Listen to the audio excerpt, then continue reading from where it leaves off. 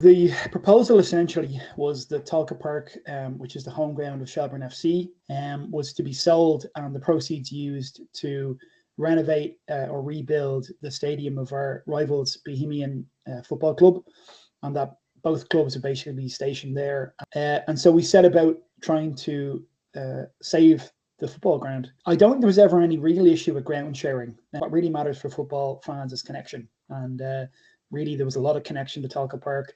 Our most successful period in our history has been in Tolka Park. We just set out to have a campaign that said why the stadium should be retained, as I said, for cultural reasons, for economic reasons, and for footballing reasons as well.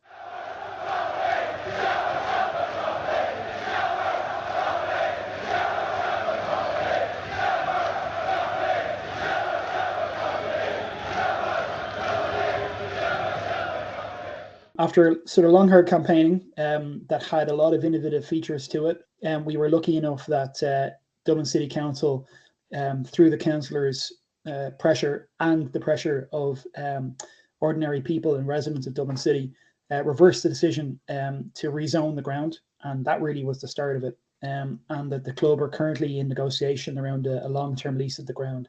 So we think we've won, and we're pretty confident in that.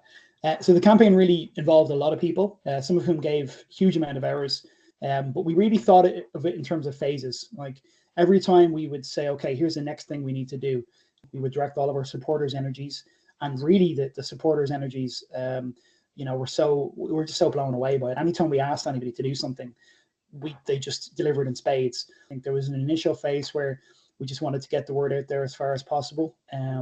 We ended up on the cover of the New York Times through a local artist named David Balfe, who we're on the biggest chat show in the country, mentioned by Eamon Dunphy, who of course, former Millwall in Ireland legend.